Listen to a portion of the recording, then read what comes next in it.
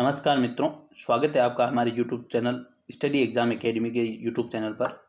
एक बार पुनः आपके सामने आज 11 नवंबर 2020 करंट अफेयर से जो भी क्वेश्चन बन सकते हैं वो आपको मैं समझाने की कोशिश करूंगा।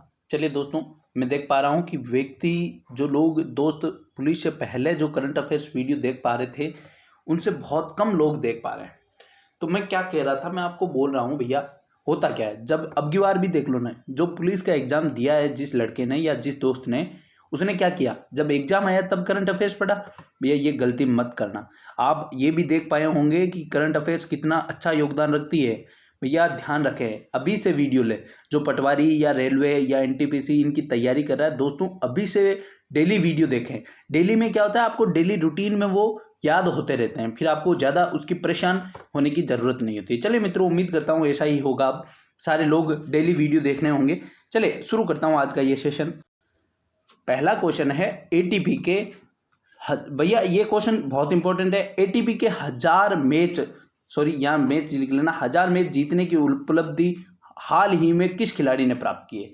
तो भैया ये एटीपी में 1000 मैच जीतने की उपलब्धि हाल ही में किसने प्राप्त की है, तो राफेल नडाल ने प्राप्त की है। किसने प्राप्त की भैया, हाल ही में बोला है मैंने, हाल ही में राफेल नडाल ने प्राप्त किए। और राफेल नडाल ऐसा करने वाले 4th खिलाड़ी बन गए, यानी ऐसे चौथे खिलाड़ी है या 4th खिलाड़ी है जिन्होंने एटीपी के 1000 से अधिक मैच जीतने का रिकॉर्ड रखा है। तो मैंने कहा ये 4th खिलाड़ी है, तो 3 अन्य खिलाड़ी कौन है भैया। एक नंबर पर है जिमी कोननोर्स, मैं नाम लिख देता हूं, जिमी आपने लिख लिया होगा, कोननोर्स ये लिख ले भैया, कोननोर्स, जिमी कोननोर्स, इन्होंने 1274 मैच जीते हैं। 2 नंबर पर है रोजर फेडरर, इन्होंने 1242 मैच जीते हैं। 3 नंबर पर है इवान लोएंडल, इन्होंने 1068 मैच जीते हैं। और चौथे नंबर पर तो अभी हाल ही में ये एटीपी का 1000वां मैच जीतकर राफेल नडाल 4th खिलाड़ी बन गए। देखें यहाँ एक्टिव जो खिलाड़ी है वो राफेल नडाल और रोजर फेडरर है। उम्मीद करते हैं रोजर फेडरर सर्वाधिक जीतने वाले बन जाएंगे भैया। और रोजर फेडरर भैया स्विट्जरलैंड के हैं, इनके ऊपर 20 रुपये या 20 फ्रैंक का सिक्का चलता है भैया इनके नाम का। स्विट्जरलैंड में 20 फ्रैंक का सिक्का चलता है। क्वेश्चन सीधा आता है, ऐसा कौन सा एकमात्र खिलाड़ी है जिनके नाम का सिक्का उस देश में चलता है। चलिए राफेल नडाल से एक क्वेश्चन और बता देता हूं, मेरे को क्लिक हो रहा है कि फ्रेंच ओपन 2020 का खिताब किसने जीता है, राफेल नडाल ने। और ये उनका 20वां ग्रैंड स्लैम है भैया, 20वां ग्रैंड स्लैम है। 20 में से 13 तो उन्होंने फ्रेंच ओपन ही जीते हैं, तो फ्रेंच ओपन 2020 भी राफेल नडाल ने जीता है। चलिए मित्रों नेक्स्ट क्वेश्चन पे चलते हैं। क्वेश्चन इंपॉर्टेंट था भैया, इनमें जो जानकारियां थी वो भी इंपॉर्टेंट थी। नेक्स्ट क्वेश्चन है, देखें दीपावली का दौर है भैया, हाल ही में पटाखों पर प्रतिबंध लगाने वाला दूसरा राज्य कौन सा बना है। राज्य बोल दूं या केंद्र शासित प्रदेश बोलूं, तो दूसरा बना है भैया दिल्ली। तो आपके दिमाग में क्लिक हो रहा होगा कि पहला कौन सा बना है, तो राजस्थान। भैया राजस्थान पटाखों को प्रतिबंध करने वाला पहला राज्य था जिसने पटाखों पर प्रतिबंध लगाया है। दूसरा है दिल्ली।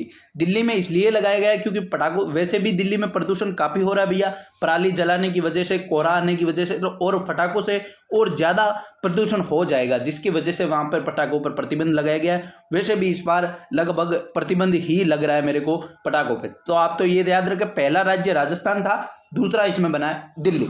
चलिए मित्रों नेक्स्ट क्वेश्चन पे, थर्ड क्वेश्चन है, इस क्वेश्चन पे भी बहुत इंपॉर्टेंट क्वेश्चन है भैया, राष्ट्रीय कैंसर जागरूकता दिवस कब मनाया जाता है। राष्ट्रीय कैंसर जागरूकता दिवस 7 नवंबर को मनाया जाता है। क्यों मनाया जाता है, जो ये कैंसर की बीमारी है इनसे लड़ने के लिए, कैंसर की बीमारी से लड़ने के लिए होगा क्या, इसकी शुरुआती जो कैंसर है, जो शुरुआत का इसका स्टेप रहता है या शुरुआत की जो प्रक्रिया रहती है, उससे बचने के लिए, जागरूकता फैलाने के लिए, उससे कैसे बचा जाए, यानी शुरुआत में ही इसका इलाज कैसे कर लिया जाए, उसकी जागरूकता फैलाने के लिए राष्ट्रीय कैंसर जागरूकता दिवस 7 नवंबर को मनाया जाता है। देखें मैंने बता दिया आपको क्यों मनाया जाता है। अब यहाँ पे एक क्वेश्चन और आता है, अंतर्राष्ट्रीय या विश्व कैंसर दिवस कब मनाया जाता है। तो विश्व कैंसर दिवस 4 फरवरी को मनाया जाता है भैया, ये भी इंपॉर्टेंट आता है आपके एग्जाम में। राष्ट्रीय कैंसर जागरूकता दिवस 7 नवंबर और विश्व कैंसर दिवस 4 फरवरी। क्यों इंपॉर्टेंट है बताऊं आपको, उदाहरण देके बताता हूं। हाल ही में पुलिस में एक पेपर आया था, अंतर्राष्ट्रीय युवा दिवस कब मनाया जाता है। तो अंतर्राष्ट्रीय युवा दिवस 12 अगस्त को मनाया जाता है, लेकिन पूछ सकता है कि राष्ट्रीय युवा दिवस, उससे अगली शिफ्ट में ही राष्ट्रीय युवा दिवस पूछ लिया गया, और वो किस दिन मनाया जाता है भैया, 12 जनवरी। तो आप ध्यान रखें, राष्ट्रीय कैंसर जागरूकता दिवस 7 नवंबर और विश्व कैंसर दिवस 4 फरवरी को मनाया जाता है, और कैंसर से के प्रति जागरूकता बढ़ाने के लिए ये दिवस मनाया जाता है। चलिए मित्रों नेक्स्ट क्वेश्चन है, प्राइवेट नौकरियों में स्थानीय लोगों को 75% आरक्षण देने वाला बिल हाल ही में कौन सी विधानसभा में पारित किया गया? भैया इंपॉर्टेंट क्वेश्चन।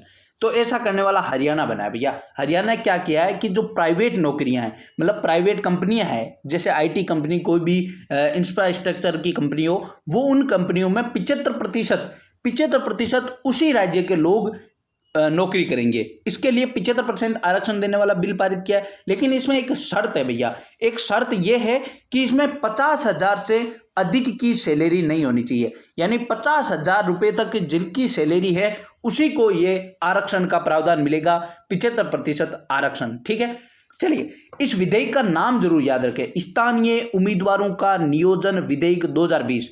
क्वेश्चन ऐसा भी आएगा आपके एग्जाम में, सीधा सीधा देगा, हाल ही में स्थानीय उम्मीदवारों का नियोजन विधेयक 2020 किस राज्य द्वारा पारित किए गए हैं। वहां कंफ्यूज ना रहें, उस विधेयक का नाम यही है। तो वो हरियाणा से राज्य सरकार द्वारा पारित किया गया है और उसमें लिखा गया है तो प्राइवेट कंपनियों में 75% आरक्षण देने की बात की गई है। चलिए मित्रों नेक्स्ट क्वेश्चन पे चलते हैं। नेक्स्ट क्वेश्चन भैया इंपॉर्टेंट क्वेश्चन रहेगा आपके लिए, हॉकी इंडिया का अध्यक्ष किसे बनाया गया? तो हॉकी इंडिया का अध्यक्ष हाल ही में ज्ञानेंद्रो निगेबम को बनाया गया है। पहले तो याद रखें ज्ञानेंद्रो निगेबम है कहाँ के? भैया नाम से पता चल रहा है ये लगभग उन राज्यों से, पूर्वी राज्यों से बिलोंग करते हैं, तो मणिपुर से बिलोंग करते हैं। तो हॉकी इंडिया का नया अध्यक्ष ज्ञानेंद्रो निगेबम को बनाया गया। अब देखें कहानी सुने पूर्णतः। इनसे पहले उसके अध्यक्ष थे मोहम्मद मुश्ताक अहमद। हुआ क्या, जो हॉकी इंडिया है इसके जो उसका कानून है उसमें कहा गया है कि कोई भी अध्यक्ष होता है वो लगभग 2 बार लगातार बन सकता है, तीसरी बार वो कार्यकाल में नहीं रह सकता। लेकिन जो मोहम्मद मुश्ताक अहमद है ये लगातार तीसरी बार अध्यक्ष भी बन रहे थे, यानी तीसरी बार अध्यक्ष बन चुके थे और अपना कार्यकाल शुरू कर दिया था। लेकिन इनके खिलाफ ये कार्रवाई हुई जिससे इनको इस्तीफा देना पड़ा, क्योंकि इनका कानून में लिखा है कि केवल 2 बार ही अध्यक्ष बन सकता है, जिसके कारण इन्हें पद से हटाया गया था। चलिए फिर हुआ क्या, ये पद रिक्त हुआ तो ज्ञानेंद्रो निगमम को कार्यवाहक अध्यक्ष बनाया गया। क्या बनाया गया? कार्यवाहक अध्यक्ष। लेकिन वर्तमान में इन्हें पूर्णतः स्थायी अध्यक्ष बना दिया गया है हॉकी इंडिया का, और ये कहां के हैं भैया? मणिपुर के हैं। ध्यान से क्वेश्चन यह भी पूछ सकता है कि पुराने कौन थे? तो मोहम्मद मुश्ताक अहमद, क्योंकि ये चर्चा में रहते भैया, चर्चा में रहते इसके कारण पूछ सकता है आपके एग्जाम में। चलिए मित्रों 6 नंबर क्वेश्चन। भैया आपको यदि वीडियो अच्छा लग रहा है, आपको क्वेश्चन समझ आ रहे हैं, तो दोस्तों लाइक करें और अपने दोस्तों में शेयर करें, ज़्यादा से ज़्यादा लोग जुड़ पाए अपने साथ एक बड़ी फैमिली बन पाए। उम्मीद करते हैं ऐसा कर पाएंगे। और करंट अफेयर्स को आप बिल्कुल महत्व देना दोस्तों, मैं बार बार बोल रहा हूँ, बिल्कुल महत्व देना। चलिए नेक्स्ट क्वेश्चन है, 6th क्वेश्चन है, UV 360 सैनिटाइजर मॉड्यूल रोबोट किसने विकसित किया, यानी किस यूनिवर्सिटी द्वारा यह विकसित किया गया है? तो ये कोल्हापुर यूनिवर्सिटी द्वारा विकसित किया गया है। यूवी मतलब अल्ट्रा वायलेट, यानी पराबैंगनी किरणें। पराबैंगनी किरणें भैया, पराबैंगनी किरणों से एक क्वेश्चन आता है कि पराबैंगनी किरणों को पृथ्वी पर आने से रोकता कौन है? भैया ओजोन परत। ठीक है, अब क्वेश्चन पे आते हैं। तो UV 360 सैनिटाइजर मॉड्यूल रोबोट है, ये कोल्हापुर यूनिवर्सिटी द्वारा बनाया गया है या विकसित किया गया है। अब ये कोल्हापुर यूनिवर्सिटी कहाँ है भैया? इसका दूसरा नाम भी है भैया शिवाजी यूनिवर्सिटी। इसे शिवाजी यूनिवर्सिटी भी कहा जाता है, क्योंकि ये है कहाँ पे? कोल्हापुर, जिसके कारण इसे कोल्हापुर यूनिवर्सिटी कहा जाता है। कोल्हापुर मतलब महाराष्ट्र। और आपको पता होगा कोल्हापुर की चप्पलें बहुत प्रसिद्ध है भैया, कोल्हापुर की चप्पलें प्रसिद्ध है। कोल्हापुर की चप्पलों को क्या दिया गया है? GI टैग भी मिला हुआ है, ये भी ध्यान रखना है आपको। तो कोल्हापुर की यूनिवर्सिटी है जहां पर ये रोबोट विकसित किया गया है। चलिए मित्रों नेक्स्ट क्वेश्चन, महाराष्ट्र में है ये यूनिवर्सिटी। चलिए नेक्स्ट क्वेश्चन है, हाल ही में विश्व रेडियोग्राफी दिवस कब मनाया गया है? देखिए विश्व रेडियोग्राफी दिवस 8 नवंबर को मनाया गया है। तो रेडियोग्राफी दिवस 8 नवंबर को, अभी मैं आपको एक बता दूं, डे एंड डेट्स का क्वेश्चन आ रहा है, तो मैंने अभी तक अक्टूबर में तीसरा ये डे एंड डेट्स बताया। 5 नवंबर को मैंने बताया था भैया सुनामी जागरूकता दिवस, बहुत इंपॉर्टेंट क्वेश्चन है वो। अभी मैंने इसी वीडियो में बताया था राष्ट्रीय कैंसर जागरूकता दिवस 7 नवंबर, और 8 नवंबर को विश्व रेडियोग्राफी दिवस। चलिए ये मनाया क्यों जाता है? तो 1895 यानी 1995 में एक्सरे की खोज की गई। एक्सरे की खोज किसने की भैया? विलियम कॉनराड रोन्टगन ने। देखें विलियम कॉनराड रोन्टगन ने एक्सरे की किरणें की खोज की थी। कभी कभी इन एक्सरे किरणों को रोन्टगन किरणें भी कहा जा सकता है, क्योंकि इसकी खोज किसने की थी? रोन्टगन ने की थी। तो इसी की वर्षगांठ के लिए 8 नवंबर को विश्व रेडियोग्राफी दिवस मनाया जाता है। यहाँ एक्सरे की बात आई है तो इसका एक्सरे का रेडियोग्राफी से क्या संबंध होता है? क्योंकि जो रेडियोग्राफी होती है इसमें एक्सरे किरणों का प्रयोग होता है, जिसके कारण इनका जुड़ाव है। तो क्यों मनाया जाता है? तो 1895 में एक्सरे किरणों की खोज की वर्षगांठ के कारण 8 नवंबर को विश्व रेडियोग्राफी दिवस मनाया जाता है। चलिए मित्रों, नेक्स्ट क्वेश्चन।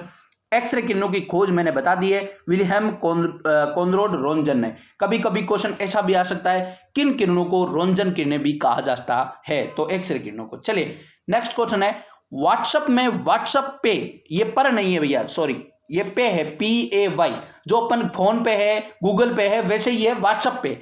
व्हाट्सएप पे को कितनी क्षेत्रीय भाषा में उपलब्ध करवाया गया है? भैया इसको ध्यान से समझे, क्वेश्चन को, बहुत इंपॉर्टेंट क्वेश्चन है। कौन सा क्वेश्चन आपके दिमाग में या आपके करेक्ट हो जाएगा पेपर में, पता नहीं चलेगा। चलिए, ये 10 भाषाओं में, कितनी, 10 क्षेत्रीय भाषाओं में उपलब्ध कराया गया। तो ये व्हाट्सएप पे से अभी क्वेश्चन आया था कि भैया जो भारतीय पेमेंट कॉर्पोरेशन ऑफ इंडिया ने है, उसने व्हाट्सएप को व्हाट्सएप पे की अनुमति दे दी, यानी व्हाट्सएप से पैसे ट्रांसफर हो सकते हैं। तो वो व्हाट्सएप पे की अनुमति किसने दी? भारतीय पेमेंट कॉर्पोरेशन ऑफ इंडिया ने, तो उसकी अनुमति दी, इसके कारण ये चर्चा मेरा। फिर इसने कितनी भाषाओं में वो पे शुरू किया? तो 10 भाषाओं में। इसने इंडिया में ये पे चलाने के लिए या इसका रेगुलेशन करने के लिए 5 बैंकों के साथ समझौता किया है। वो 5 बैंकें भी लिख ले भैया, बहुत इंपॉर्टेंट रहेगी, पूछेगा वो, क्या पूछ लेगा पता नहीं। तो 5 बैंकिंग और मैं नाम बोल रहा हूं, SBI, ICICI, HDFC, axis bank और जियो पेमेंट बैंक। पुनः नाम बोल रहा हूं, SBI bank, ICICI bank, HDFC bank, axis bank और जियो पेमेंट बैंक। ये 5 बैंकों के साथ भारत में व्हाट्सएप ने समझौता किया है और व्हाट्सएप पे की शुरुआत किया है, जो कि 10 क्षेत्रीय भाषाओं में है। भैया व्हाट्सएप की बात है ये, तो इसका स्थापना कब हुई? 2009 में। और इसका हेडक्वार्टर कहाँ है भैया? California, USA। कैलिफोर्निया से मैं आपको क्वेश्चन बताता हूं, वर्तमान में जो अमेरिका की जो उपराष्ट्रपति बनी है कमला हैरिस, वो कैलिफोर्निया से ही सांसद है भैया, ध्यान रखना। चलिए, फिर क्या हुआ? इस व्हाट्सएप को अधिग्रहण कर लिया किसने? फेसबुक ने। ये अभी किसका पार्ट है? तो ये फेसबुक का पार्ट है, ये भी ध्यान रखना है। चलिए नेक्स्ट क्वेश्चन है मित्रों, 9th number question, Mumbai port trust के नए अध्यक्ष किसे बनाया गया है? तो मुंबई पोर्ट ट्रस्ट के नए अध्यक्ष राजीव जालोटा को बनाया गया। किसे? राजीव जालोटा के। किनके स्थान पर? संजीव भाटिया के स्थान पर ये जगह लेंगे राजीव जालोटा, और ये मुंबई पोर्ट ट्रस्ट के नए अध्यक्ष बनाए। मुंबई की बात है तो मुंबई किसकी राजधानी है भैया? महाराष्ट्र की राजधानी। किसकी राजधानी है? महाराष्ट्र की राजधानी है। चलिए, यहां ऑप्शन में लिखा है NK सिंह। NK सिंह कौन है? आपको वीडियो को पॉज करना है और कमेंट बॉक्स में कमेंट करना है। अब जिसको नहीं पता है वो ध्यान से सुने।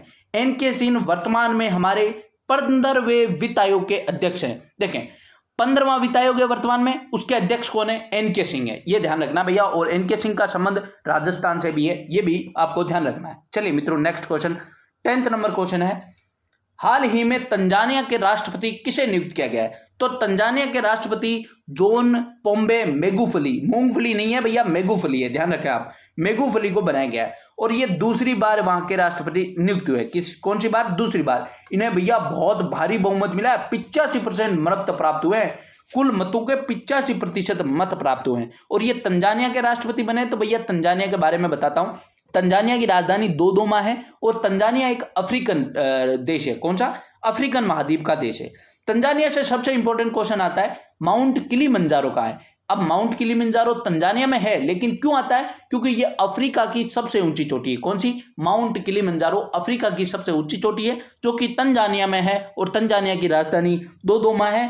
तंजानिया के राष्ट्रपति तो जॉन पोम्बे मेगुफली को बनाया गया। आप तो मूंगफली से याद रखें, तंजानिया के राष्ट्रपति किसे बनाया गया? मूंगफली को बनाया गया। चलिए नेक्स्ट क्वेश्चन, यहाँ पे ऑप्शन में दे रखा है जो बाइडेन। भैया ये अभी निवर्तमान अमेरिका के नए राष्ट्रपति नियुक्त किए गए। कौन से नंबर के? 46वें नंबर के। टेंशन ना करें, आप सोचेंगे कि अमेरिका के बारे में नहीं बताया, मैंने कहा था आपको एक अलग से वीडियो, मैं भी देख रहा हूँ कि वहां से इंडिया के कौन कौन से और सांसद बने, जिसके कारण मेरे को टाइम लग रहा है। आपको वो वीडियो जरूर मिल जाएगा, क्योंकि क्वेश्चन पूछेगा, वो चुनाव अमेरिका में हुए फिर भी क्वेश्चन पूछेगा। तो जो इंडिया के लोग हैं वहां सांसद बने, उनके बारे में भी मैं आपको बताना चाहूंगा, जिसके कारण टाइम लग रहा है। आपको वीडियो जरूर मिल जाएगा, टेंशन ना करें। जसिंडा अर्डन भैया न्यूजीलैंड की प्रधानमंत्री है, वर्तमान में न्यूजीलैंड की प्रधानमंत्री। चलिए मित्रों, उम्मीद करता हूं 10 के 10 क्वेश्चन आपको समझ आए होंगे, बिल्कुल आपके दिमाग में बैठ गए होंगे, और सारे लोगों ने अपने नोटबुक में नोट भी कर लिए होंगे। अब विजय ने एक क्वेश्चन पूछा था कि मेरे कितने 55 नंबर आ रहे हैं तो मेरा राजस्थान पुलिस में हो जाएगा क्या। भैया मेरे हिसाब से 55 वालों का आराम से हो जाना चाहिए, उन्हें आराम से अपने फिजिकल करना चाहिए। मैं तो कहता हूं जिसके 45 के आसपास भी है ना, उसको भी क्या करना चाहिए, फिजिकल तो करना चाहिए भैया। पिछली बार भी क्या हुआ था, जो फिजिकल में टाइम नहीं दिया गया था, तो अभी आज से आप कुछ ना कुछ फिजिकल करते रहें। यदि आपका हो जाए तो बढ़िया है, नहीं होए तो ऐसा तो है नहीं वो अपने पीछे चले जाएंगे, फिजिकल होगा, बढ़िया बात है। चलिए मित्रों, ये सेशन तो यहीं समाप्त करता हूं। और भी कोई क्वेश्चन, कोई भी क्वेरी आपकी रहे तो आप कमेंट बॉक्स में कमेंट करें, जरूर आपको उसका जवाब देने की मैं कोशिश करूंगा जितना संभव हो सके। चलिए मित्रों, धन्यवाद। जय हिंद, जय भारत।